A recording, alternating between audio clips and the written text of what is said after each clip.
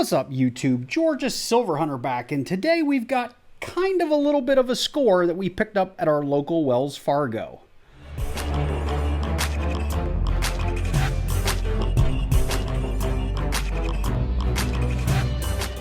So I stopped by my local Wells Fargo today to pick up quarters and halves, and they didn't have enough to give me, but they did say they had a gentleman stop by and drop off a bunch of old and interesting pennies. And when I said old, they said, well, like 60s.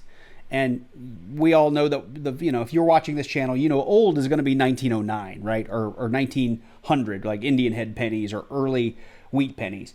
That said, if it's pre-1982, it's copper. And those are worth basically 3 to 3.5 cents per penny because of the expense of copper today. So, of course, I wanted to take a look. And when she pulled them out, she had everything from 1959 up to 64D. There's the 63 years missing, which there might not have even been a 63. I should go look that up real quick. But we had most of the years in the mint marks covered in tubes. So they were wrapped and labeled in tubes, and most of these look like they are barely uncirculated, maybe even completely uncirculated. She said the same gentleman dropped off a bunch of other wrapped pennies, and when I asked to see them and I popped open a couple of rolls, we have rolls and rolls and rolls of beautiful uncirculated pennies. These are 1959s right here, or we'll call them BU till we have a look at them. But we are looking at nice, call it red pennies from 1959. I think the latest year I saw was 1973. So I'm going to get out my PCGS guide. We're going to look up what the really valuable varieties are, and we are going to hunt all these pennies. First, I'm going to dive into these nickels because I think it's going to go really, really fast, so bear with me. But we will get to these pennies. I will go through the things that I'm looking for. We would the really high-grade stuff that would be really, really valuable. Worst case, we find nothing, and we've got $50 worth of face value copper in front of us, which at today's price would be about $150 worth of stuff. So let me clear off this mat. We'll jump into the nickels, and then we'll come back and dive deep into these pennies. Okay, so let's get into one of these first nickel rolls together and see if maybe we got lucky. Maybe these nickels came from the same guy. Maybe they're just random nickels dropped off by some other patron. Sorry, this paper's really pushed down in there. I do see on the ends that I can see on these moolah wrappers, I see both new and old nickels, so I think we're gonna have a good mix. But nothing's jumping out at me. I'll just go through these really quickly on camera. If there's nothing there, we'll fast forward through it. There's a buffalo we'll look at.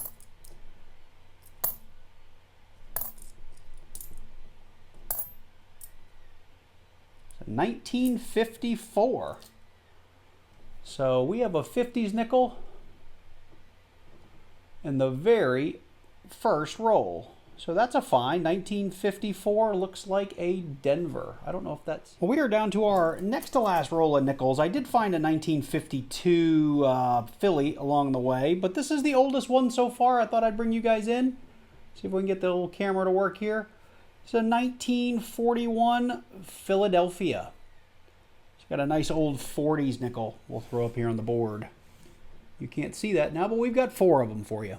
Okay, well that does it for the nickels. We just had those 4 that we mentioned, the 1954, the 1952, and the 1941. I checked my books. These are not going to upgrade anything. I'll throw them in my little bin of 40s and 50s nickels. We're going to put those aside, and we're going to start digging into these pennies. But first, let me get set. I want to do my full list of things that we'll be looking for and share it with you, and we'll start digging through these pennies. So I took a look at PCGS, and at the end of the day, there's this guide I use from Jinx Brothers, or Nacho Stuff is his new channel. This is a great guide to start from for what we're going to look for. There's a couple other high value pennies that are in red mint state that I kind of went from 59 up through 69S just to kind of give me an idea of what was really expensive. And you can see that a lot of these pennies in the earlier years, if we do get red mint state 65, most of these are going to be at least $14 or $15 coins. Some of them, if we can find DDOs and DDRs, they could potentially be $100 or larger coins. The 1969 SDDO is worth about 50K. I doubt we're going to find one of those, but I just kind of created a list that I'm going to keep here on the side as I go through all these pennies. And I think what I'm going to do is open these rolls kind of a couple at a time and sort them and bring you guys in just to show you kind of what the makeup of the rolls look like. And from there, if there's anything specific that looks really valuable, I will bring you guys in and show it to you. And just to give you an idea, I've opened, I'll open this first one. As you can see, all of these coins, I mean, they are beautiful. They are going to have some, I mean, even modern, 2020 pennies, if you take them right out of a original Bankrat roll, they'll have some black gunk and stuff on them just from oxidation. This looks like it may be an entire roll of 1963 Ds. But to give you an idea, this is what, of the 2 or 3 rolls I kind of looked at when I bought them, this is what every penny looks like inside of there. So we will be pulling these apart, looking at them. So like the 1963, if they are all in fact Ds, there is a DDO in Mint State 65 worth 110. And if I feel like we have any of these that are Mint State 65, these could be $18 pennies times an entire roll. Hopefully that's on camera. Oh, I'm really zoomed in. Sorry, you guys can't see that very well. There we go. That's a little better. So here's our 63D. We got an $18. This is the MS65, the MS65 column. And apparently, if you can find one in MS67, it's as high as about 14 grand, according to PCGS. I'm not expecting to find one like that, but we'll give it a look. So let me get through this roll. I'll bring in, it does look like it's all 1963 Ds. If there's anything really exciting in here, I'll let you know. Just bringing you guys in for roll number 2, just to give you an idea. And we are on an entire roll of what appear to be kind of AU, BU red 1973s. Now I looked, there's not a ton of value in these. I want to say if you get up into Mint State 65, these are worth a couple, $7 or $8. There are no errors or varieties on the 73 Philly that I'm aware of, so I'm just going to roll these back up and label them as a roll of 73s. So I went ahead and just sort of pre-sorted the coins. I actually, a little disappointed because I have 8 full dollars worth of 1973. I'm calling these rolls AUBU. If I actually tore about 10 rolls completely apart and went through them. Every roll has a couple of coins that have some major black spotting or don't quite have the sheen that the rest of the coins have. But that's true today, even with a brand new, 2022 AU or a 2022 original Bankrat roll that's been uncirculated. So, I could put together a lot of really, really nice 1973 rolls through here. But there's not much to show you guys other than just pure volume and weight of copper. I did already go through 2 of these 1963 Denver rolls, and they look really, really good, but we haven't found a DDO yet. I'm sure many of the coins in here would be high AU to maybe even mid MS state. And I did go through one 1961 roll. Again, there's nothing from a variety for us to look at here. What I do have left, though, is obviously all the stuff that's been labeled in the little tubes up here, and I guess this one was a 1964 roll that I put up there. I don't know why. But I've got a couple of 59s to go through. They have a DDO on them, and there's, I think, a wheat reverse that's an error. I have a 59D in a tube. I've got a bunch of 62Ds that have some errors we can look for, and some more 63Ds. And then I'm going to start breaking into these tubes, and I have everything from 1960 to 1964D, one lonely 1964D roll. So hopefully we find some errors. Perhaps we don't, and this will be kind of a much shorter video than I had anticipated. But I have a lot of really nice AU/BU copper to add to my collection. Let's get our first roll of 1959s out. I opened these and looked at the enders, so I know it's going to be 1959s in here. Just again to give you guys a look at how beautiful these coins are in general. There will be some not so great looking ones in here, but just grabbing a couple from the middle, you can see we have some really, really nice looking, I would call this AU or BU pennies. These just look great. So we'll be going through these for, what does the 59 have on it? There's an RPM if it's a D, and there's a DDO on it, and there's also a wheat reverse. So we'll be looking at these coins, every one of them, under the scope. So we got through our 1959s, and I think it was a 59D as well. We didn't find anything, any kind of varieties or anything like that. We did find an upgrade for the book, and I'll show you that in just a minute. But I wanted to stop here. I just went through the 1960s. There were many, many beautiful 1960s in here.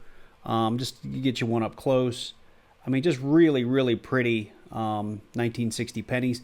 They did all appear to be the large date variety, so none of the small date variety for the 1960.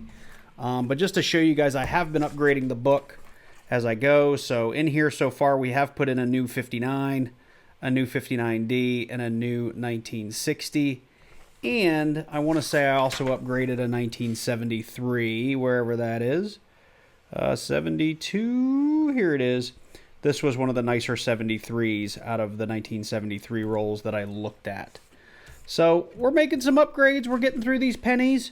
Again, I'm not the best coin grader in the world, but if any of these guys did extend up into that kind of MS 64 or 65, there's potentially some decent value per penny. My concern with them is, and I'll put one under the scope, is they all look great, here. But the minute you put one under the scope, it shows off every little scratch and every little detail. And many of them have this little kind of black oxidation on them, which most pennies get sitting in rolls, especially something as old as a 1960. But all in all, they're beautiful, beautiful pennies. I just don't know how something like this would grade. So anyway, just wanted to bring you in and tell you where we're at with these 60s. I will also say the guy that did this, he scotch taped them. I'm sorry, he like present, whatever the clear tape is, and then he put this scotch tape over it, or this, I don't even know what you call it, packing tape, whatever. And I literally had to cut this open with a pocket knife. So we'll see how many of these rolls I can actually get into. But we're going to move into, I believe, the 60. I've got some more 60s and some 61Ds up there. So we're kind of working our way here, and when I get to the 62Ds, I'll do these as well. So these are all the 64s that are left that were in tubes. I've gone ahead and pulled the tape off like I did for some of these. I did skip searching like the 62s and the 62Ds because outside of just finding a really, really nice one, there were no varieties or errors to look for. So I just kind of skipped those. I pushed those aside. And I'm moving on to the 64s because there is a DDR in the 1964, and I still have one tube of 64D to go through. But what I'm going to do is actually take all of these out of the tubes and just make a big pile of them here so we can see what a nice pretty pile of copper this is. All right, so there it is. A ton of just really, really pretty 1964 Philadelphia pennies. Look at that. Just absolutely gorgeous. So I've got a very, very long task ahead of me of sorting through these and looking for the DDR under the scope on every single one of these pennies. I'm sure it will be a couple hours for me and probably just a few seconds for you because we likely won't find anything because these probably came from a collector who knew what to look for, but I gotta check. So we're gonna go through them right now. Well, that was a really, really long hunt. I picked up from the bank $30 worth of pennies. After going through all the 1964s, I did end up with a couple of extras after restuffing all the tubes. We did have $8 or $9 worth of the 1964s that we went through for the DDR, and unfortunately we didn't find any. Looking back through the rest of the years, the probably most interesting one I had two rolls of 1959s. A lot of these paper rolls are 1973s. I had a couple of random, I think there was like a 1961 or a couple of 1963 D rolls, if I recall. But all in all, this ended up just being a whole lot of copper at face value. As you guys know, every penny before 1982 is 90% copper, or maybe even 95% copper. Looking this up on coin apps, assuming we just have $30 here, we have a little bit more than that because, like I said, I had some leftovers after repacking the rolls. $30 worth of copper pennies weighs just north of 19.5 pounds, 19.54 pounds. And at today's copper price, this is $83.69 worth of copper.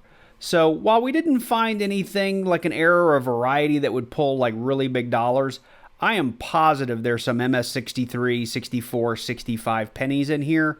Unfortunately, even if those were, I was showing you at the beginning of the video, 10 or 12 or $15 pennies, it would cost you more than that to get it graded. So I'm probably just going to hang on to these. I'll put it with the rest of my copper stack, but this is all kind of AU-BU stuff. I may look on eBay if I can find people selling rolls of AU-BU for a pretty good price. I may try to offload some of this at some time. But the rolls are just really, really nice. So, unfortunately, I didn't have anything really great to show you guys. And again, I know I've done this a couple of times. Let's get in here and look at these. I mean, just kind of beautiful pennies. There's a couple that I pulled here. Just beautiful, beautiful pennies for as old as they are to be in as good a shape as they are. Just really happy to go through these. It was a lot of fun, but it was a really long time under the scope. So with that said, I hope you enjoyed this one. Sorry we didn't find anything really crazy or cool, but picking up this much copper at the bank for face value, getting all these free tubes was pretty cool.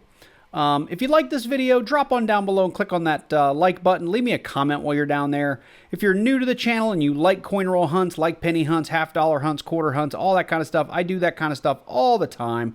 Click on that subscribe button, click on that little bell and select all so you get notified each and every time I drop a new video. I'd love for you to be a regular on the channel. So with that said, I hope you guys are staying safe out there. Take care, and I look forward to seeing you in the next one.